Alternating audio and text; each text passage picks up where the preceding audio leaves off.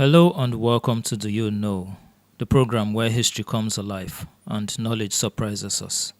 Have you ever wondered how a human body could be preserved for thousands of years? How did the ancient Egyptians manage to preserve the dead long before modern refrigeration, hospitals, or contemporary embalmment techniques? And what motivated them to develop such an intricate and at times unsettling process? Today on Do You Know, we travel back thousands of years to ancient Egypt to explore one of history's most remarkable practices: mummification. When we hear the word mummy, many of us picture a linen wrapped body resting inside a dark Egyptian tomb. However, mummification is far more complex than simple wrapping. It was a highly structured process combining religion, early scientific understanding, anatomy, craftsmanship, and a profound belief in the afterlife. So, do you know how the ancient Egyptians transformed the dead into mummies? Let's find out. Why did the ancient Egyptians mummify the dead? To understand mummification, we must first understand how the ancient Egyptians reviewed the dead. For many Egyptians, death was not regarded as the end of existence. Instead, it was seen as a transition into another realm. However, this continuation depended on one crucial mission: the preservation of the dead. Egyptian religious belief included several spiritual components, most notably the Ka and the Ba. The Ka was understood as a vital life force, while the Ba represented aspects of personality and individuality. The Egyptians believed these elements required a preserved physical body in order to continue existing. This is where mummification became essential. Its purpose was not merely cosmetic preservation, it was a carefully designed process intended to prepare the deceased for eternity. Funeral practices often involved priests, embalmers, artisans, and family members. The deceased could also be buried with items believed to be useful in the afterlife, including food, jewelry, clothing, and tools. For wealthier individuals, these preparations could be highly elaborate. However, it is important to note that mummification was not uniform across all Egyptians. The complexity of the process often reflected social status and wealth. Royal and elite individuals received the most sophisticated treatments, while those of lower status were often buried in simpler ways. So, what exactly happened to the body? That is where the process becomes particularly fascinating. The first step: preparing the body. Following death, the body was transferred to specialists responsible for its preparation. One of the primary challenges was a process we still understand today: decomposition. After death, the body naturally begins to break down due to biological and microbial processes. Although ancient Egyptians embalmers did not possess modern scientific knowledge of microorganisms, centuries of observation allowed them to develop effective preservation techniques. One of their most significant discoveries was the importance of removing moisture. Why? Because moisture accelerates decomposition. To address this, the Egyptians used the naturally occurring salt mixture known as natron. Natron, found in various regions of Egypt, contained compounds such as sodium carbonate and sodium bicarbonate.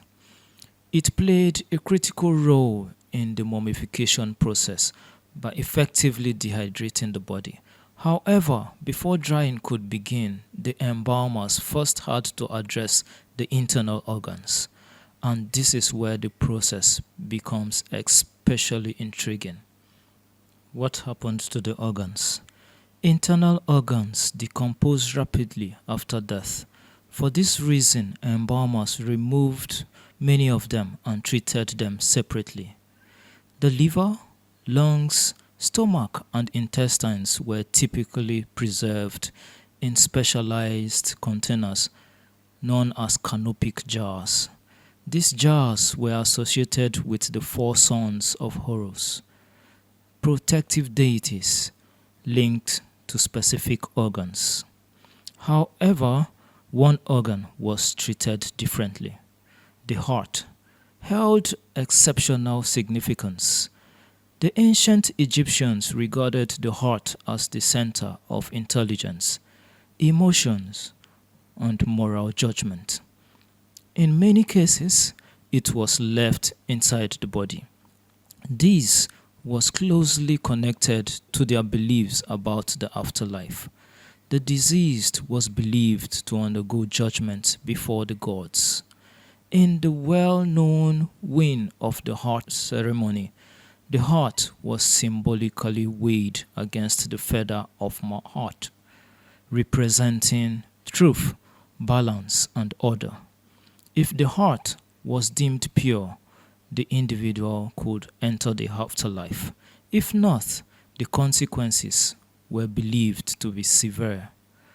Thus, even in Egypt, the heart retained a vital role in Egyptian belief. However, another organ received very different treatment: the brain. Ancient Egyptian embalmers generally did not attribute significant importance to the brain. In elite burials, it was often removed through the nasal cavity using specialized instruments and discarded.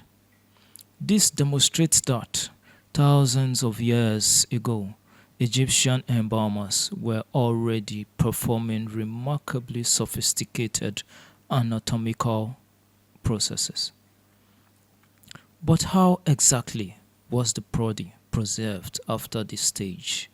And how was a decomposing body transformed into the dry, carefully wrapped form we recognize as a mummy? Stay with us. You're watching Do You Know? We'll be right back. Meet the sisters.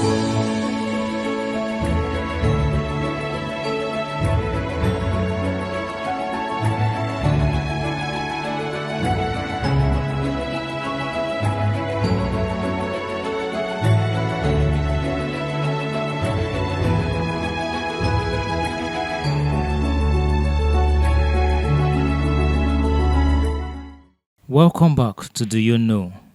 We are exploring the ancient Egyptian practice of mummification. Having removed the internal organs and recognized the importance of moisture control, the next stage was crucial: body dehydration.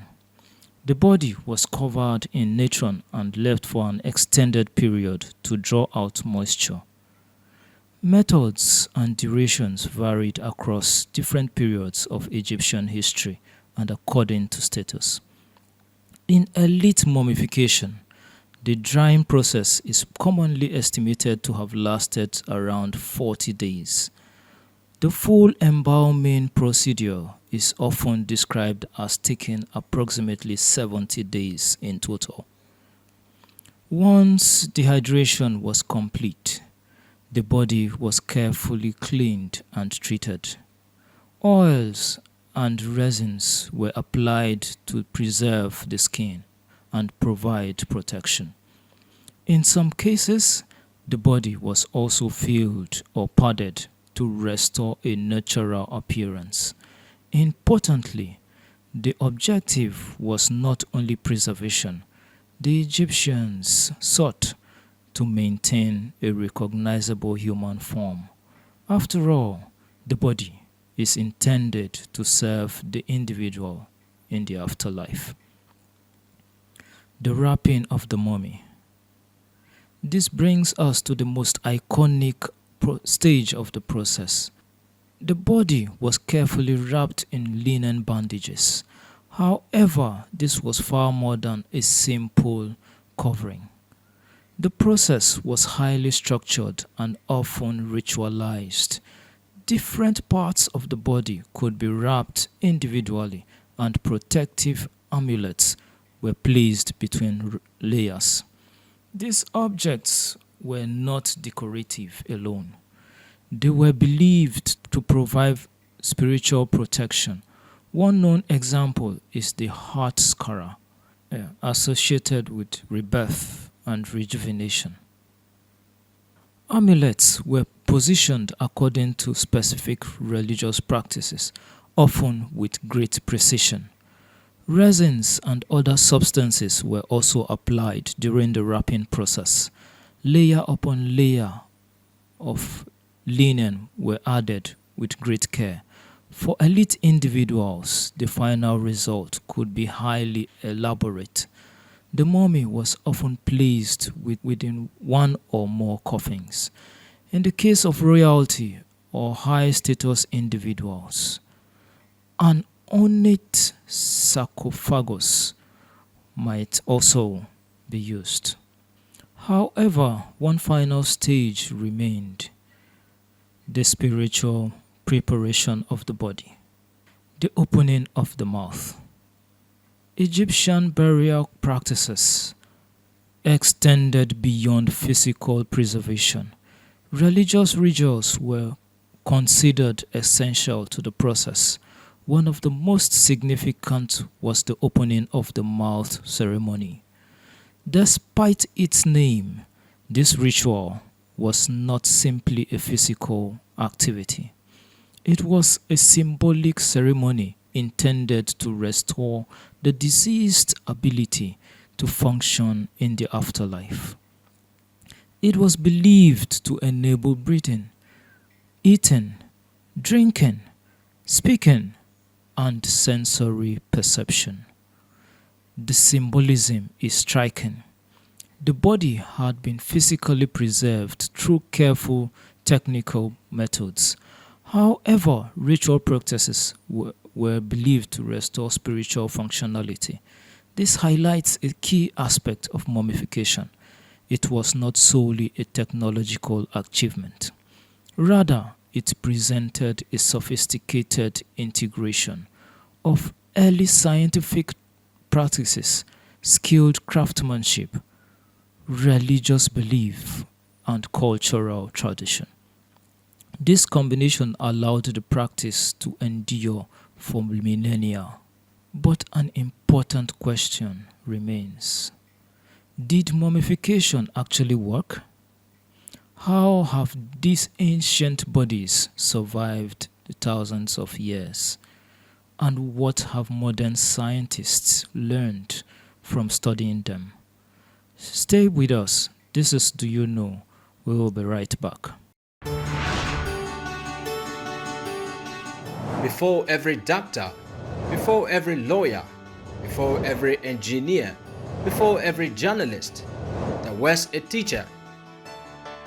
The men and women who shape our future often do so without applause, recognition, or reward. Now it's time to say thank you. Time to celebrate the teachers who believed in us, guided us, inspired us, and changed our lives forever.